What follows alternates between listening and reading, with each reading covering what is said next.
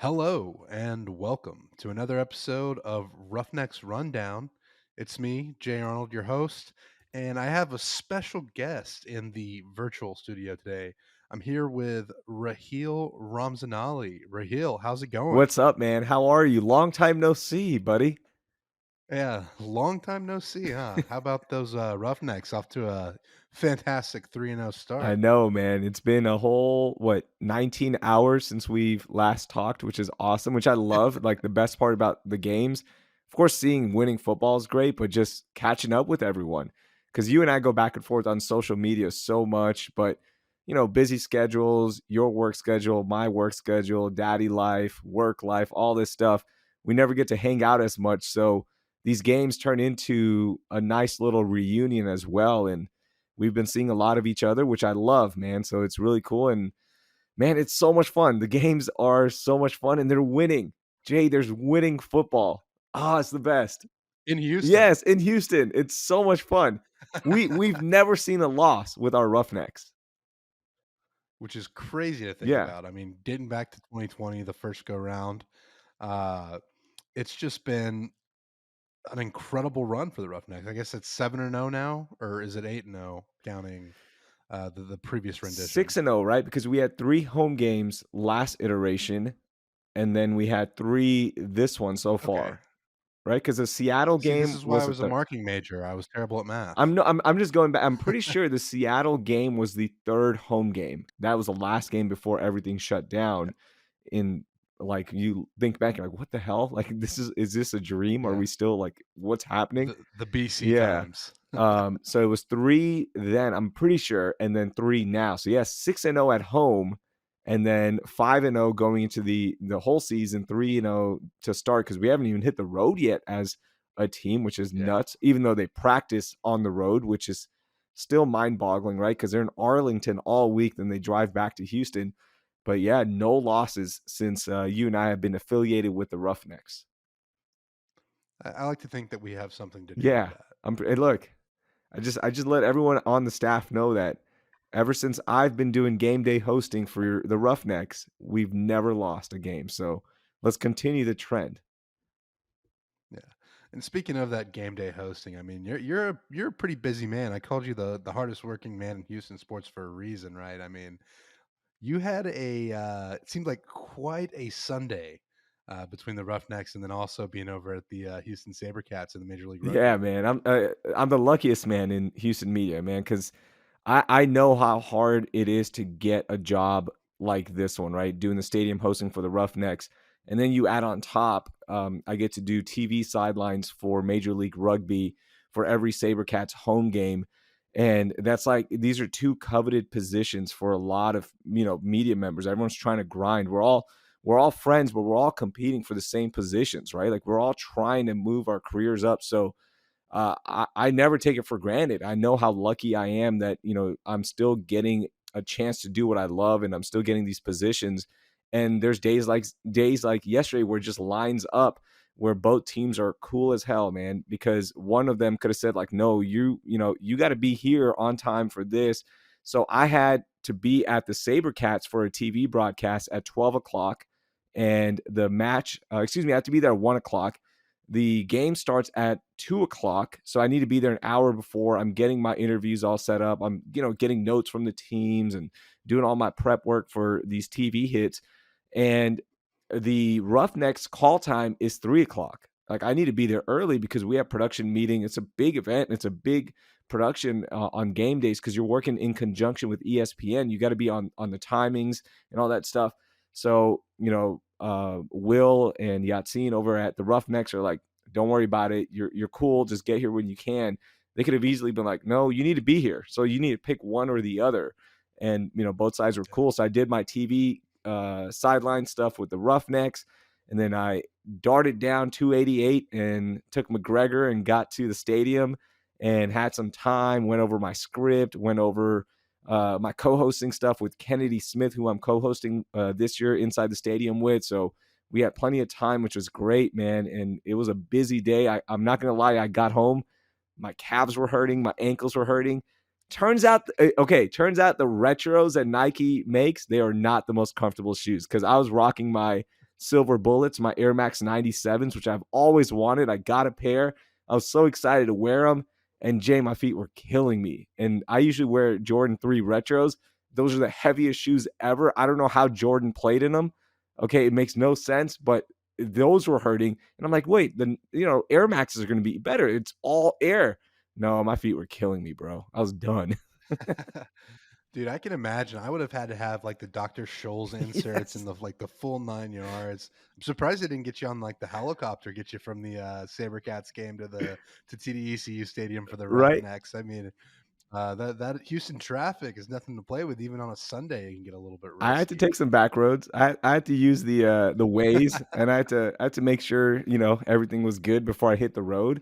And I know all the shortcuts now to get out of the Sabercat Stadium because I've worked 2 years as a stadium host for them as well, and then this 3rd year I'm doing the TV, as I mentioned. So I've left that stadium and entered that stadium many times, so I know the easy way out to beat traffic. So that helped a lot because there's a lot of traffic getting out of games. Oh, I can Yeah. imagine.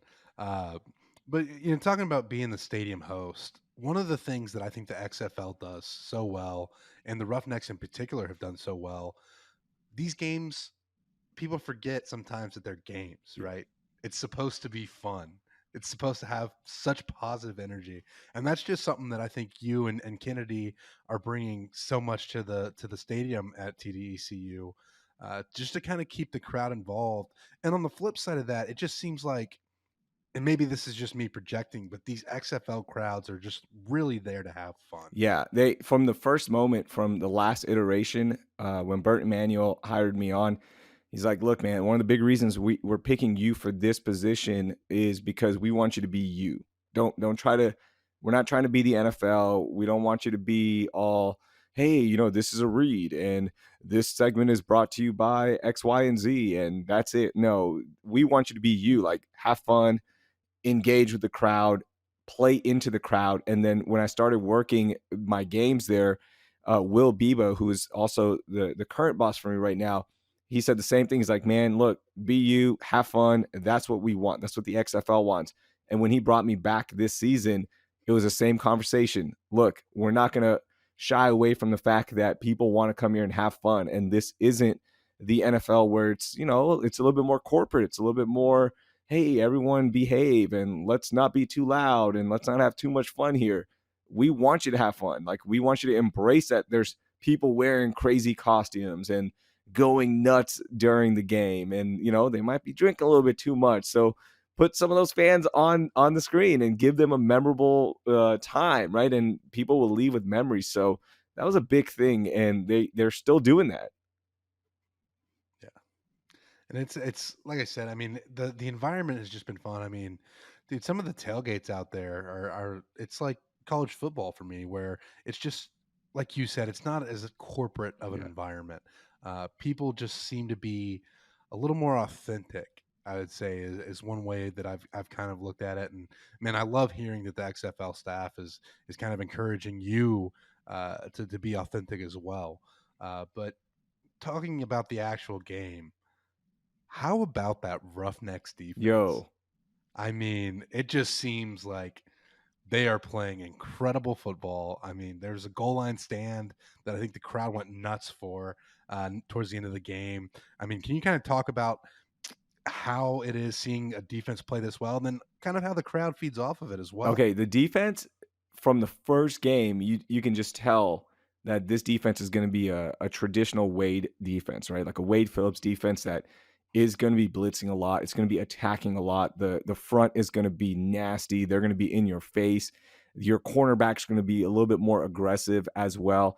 And then the linebackers, they're going to hold everything down. I mean, like, the linebackers are so fast, are so strong, and they've continued this, right? The Arlington game, they looked so good. The San Antonio game, the big stand last night, right? It could be a potentially game tying touchdown because they could go for three. And then we're looking at overtime because there's not much time left then. And the offense wasn't doing much yesterday in the second half. So this defense has been, it's been leading the league and it continues to do so. And it really just reminds you of a Wade Phillips defense. And will teams adjust to it? I'm sure they will the second time around. But when you've got a Hall of Fame caliber coach in Wade Phillips, you know he's going to adjust as well. So this defense is going to be, it's going to be the bread and butter, and it's so much fun to watch them feed off the crowd. Like every time there's a sack, the crowd loses it. And I know you are on the field before the game and the crowd is kind of trickling in. It's not as loud, but man, look, I'm not going to lie about the attendance here. We're not selling out the whole stadium. The upper level is still open. And the last two Sunday games have been a little bit less in terms of crowd than the initial home opener. But I can tell you it's been just as loud or louder being on the field when there's a big sack or a big interception or a big stand like yesterday, goal line stand like yesterday. It is loud. Like the energy is unreal. It's not, I mean, they feed off of the defense feeds off of it, and then the crowd feeds off what the defense is doing. It's so much fun to see everything go hand in hand. And it seems like the players almost interact with the crowd a little bit more Yeah. than some other games. I mean, so that just kind of ups the energy in itself. I mean, in a lot of ways, does that as an in stadium host make you feel like your job's kind of easy whenever you have the players getting involved to keep that energy level up I'm as telling you, well? players are involved from the moment they walk out for warmups. When the gates open, fans are out, and the players are going over there, shaking their hand, making a personal connection. Wouldn't you, like? I don't know about you, but for me, I root a little bit harder in sports when I know the person that's playing or fighting. Right? Like I just root harder, and there's an emotional investment when it comes to that. And I think on an organic level, that's what the players are doing. And I don't know if look, that's a marketing technique. And I don't think they're doing this on purpose. Like, hey, this is a marketing 101. No, I think they really feel like, hey, this is a great opportunity for me as a player. I want to embrace every moment here. And these fans are coming out to watch me in March when they could be doing anything else on a beautiful day. I want to go say hi to that kid. I want to go say hi to that parent. I want to go say hi to that family and give them a memory that this player, that even though you don't know me, now you do. You're going to be rooting a little bit harder. You're going to be cheering a little bit louder during the game because you met me. And I think that's been one of the big things because these players, you see it. I mean, from the moment they walk out, they're going shaking hands, they're walking around. After the game, everyone's exhausted. They still stick around, say hi to fans on the field. It is so cool. And that creates this incredible atmosphere and energy throughout the whole game. Yeah. And it's just, I mean, like you've said, it's just an incredible environment, and it just feels more fun. And at the end of the day, that's what we want in sports. It's something that I think we forget often, just because there's so many emotions wrapped up in the game that we forget it's just supposed to be fun. Exactly. It's And just I fun. mean, Like, have fun. Everything you do yeah, needs to be fun in life. So why not in sports, right? And Kennedy Smith, who's done such a good job co-hosting with me, one of the big things that they wanted to do was like play into the fact that she ran D1 track, right? And have fun with that. So let's go race a random fan, have fun with this, and make it a memorable experience for every fan that's out there. And yesterday she lost because at the last minute, I was like, hey, Kennedy, let's make it a little bit more fair. I'm going to put down some drillers. Those are like the cheer squad guys, and they're going to be your human yeah, hurdles. Okay. Like, let's make it a little bit more fair. So she's like, cool, let's do it. It's going to be fun. Right. She does it. She loses the race, but that was the best thing to happen because now this guy who beat her, Dusty, is over here shotgunning Zoa energy drink and he's just throwing it. He's going Stone Cold Steve Austin, just dousing himself with Zoa energy. Fans are losing their mind. They're having fun. Now they're amped up for the second half and they're cheering a little bit louder. They're remembering all this excitement. And that's because everyone from the moment, like Kennedy was like, yeah, let's have fun. Right. She could have easily been like, nah, I don't know. Like, I don't know if that's a good idea or not. She's like, yeah, let's go. Let's have fun. And we executed. We have fun. Fans have fun. They cheer louder. They're going to remember that forever. And the team keeps winning. We'll remember that forever. And everyone's having fun. Like, what? You cannot beat that atmosphere. Like, good luck trying that in any other stadium or any other arena. You're not going to get away with that. yeah.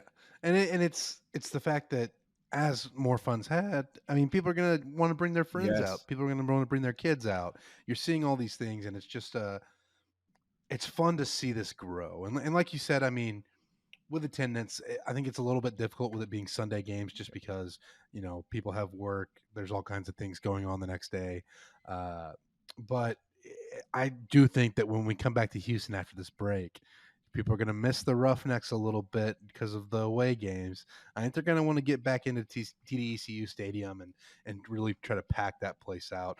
But Raheel, with us going to these away games, do you have any plans? Are you gonna make it to any of those games? Or are you gonna stay down here in Bro, I Houston? am enjoying my next 2 weekends off. I haven't had a weekend off since the beginning of the year. With the again, this goes back to, like, I'm fortunate, I'm so lucky that I get to do this and I get these opportunities, but between the UFC Fight Pass play-by-play for Fury FC, with the Roughnecks starting up, with the SaberCats now in play, with my daughter's volleyball, Girl Scout camps, everything going on, I haven't had a weekend just to chill, like, just sit back and relax. It was so funny last weekend, I got home, it was after the Roughnecks game.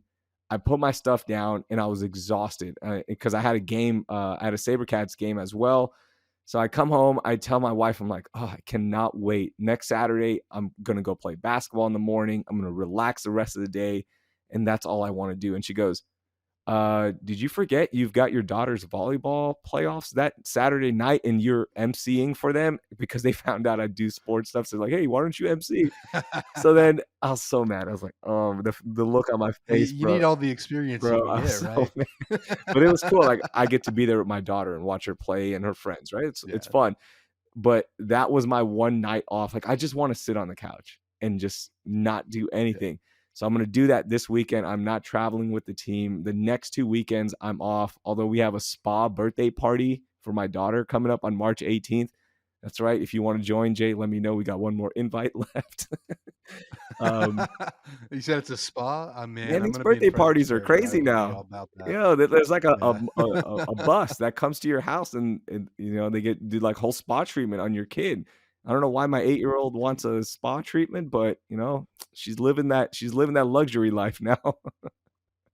I mean, with as many steps as you got in between the SaberCats and the Roughnecks, you probably need that spa day a little bit too there, Yeah, I'm Dad. telling you, man. I'm telling you, man. So I'm taking the next couple of weeks off, and then when is it? March 24th is a Friday. I'm back in San Antonio for UFC, and then I don't have a week off until like June. So a weekend off Yeah. until June. But man, it's been so much fun, and I'll tell you what, I was struggling yesterday in like the third quarter. I was tired, and that crowd picked me up, and it was the boost I needed, man. And I didn't sleep till like 1 o'clock yesterday because I was so amped from the game. That finish was so cool. Yeah. So I was awake till like 1 o'clock.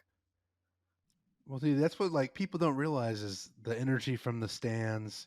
You're feeding off Mhm. that. They're feeding off your energy.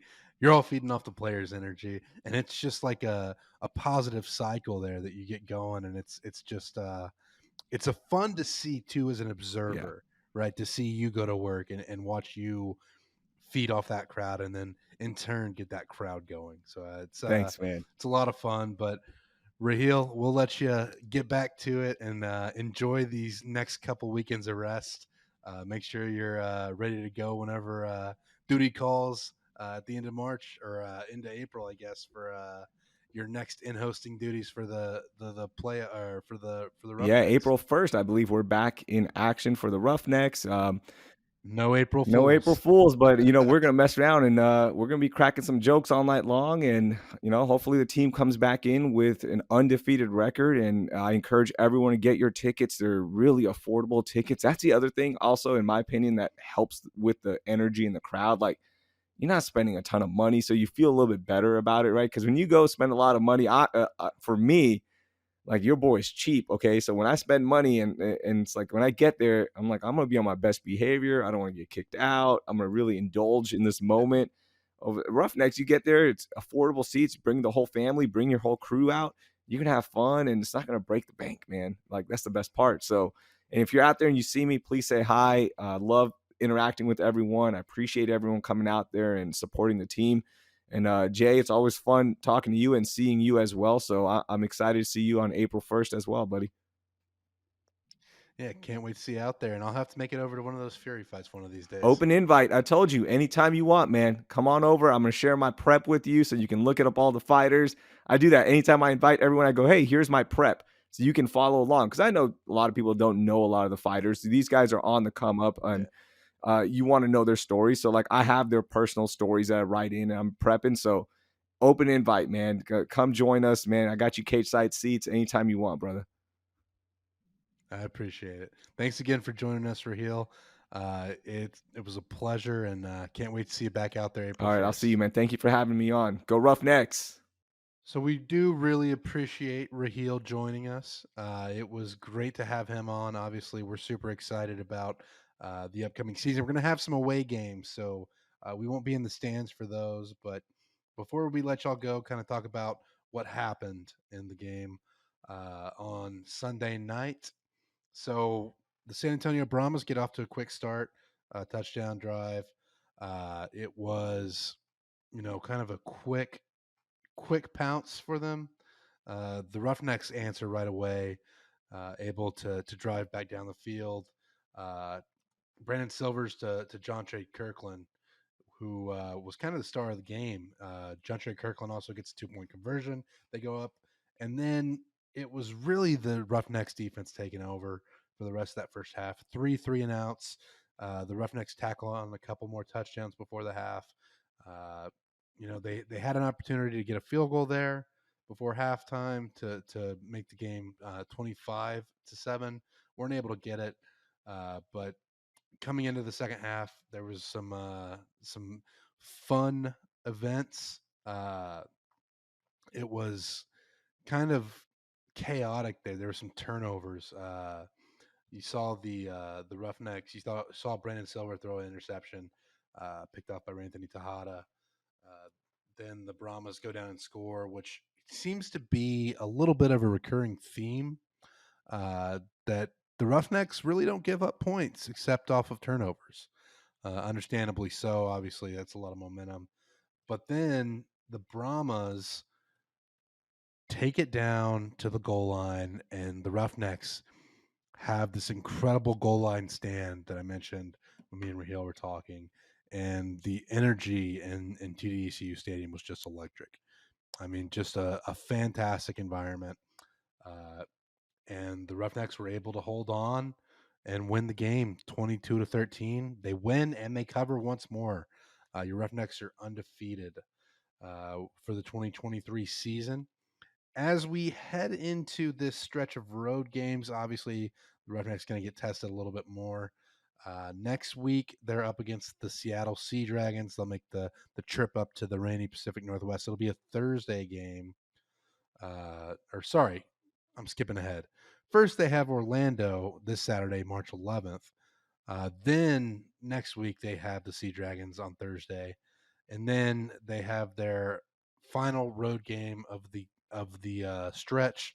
They go to the DC Defenders, take on that awesome DC Defenders crowd. Uh, I also want to give the Defenders a shout out because that crowd is just incredible content. They had another beer snake event happen this weekend. I think it went from the very bottom of the stadium all the way up to the top and then kind of curled around. I mean, it's just an incredible environment they have there. Kind of wish I was going to that one. But then finally, as we mentioned, the Roughnecks are back in Houston April 1st, taking on St. Louis Battlehawks, AJ McCarron. It's been an incredible season. We'll see if the Roughnecks are able to keep up their winning ways with a stretch of road games. I think it's going to be a really tough test. But as always, we appreciate all of you for joining us. Uh, it's been a lot of fun having Roughnecks Rundown be this podcast. As we get the Apollo guys back from Florida at the end of the month, once they get done with spring training, we'll be back in the studio. Thanks for bearing with us in the meantime, and we hope you enjoyed Roughnecks Rundown. Make sure to give us a review, subscribe, share with your friends if you're enjoying the show. We appreciate you listening.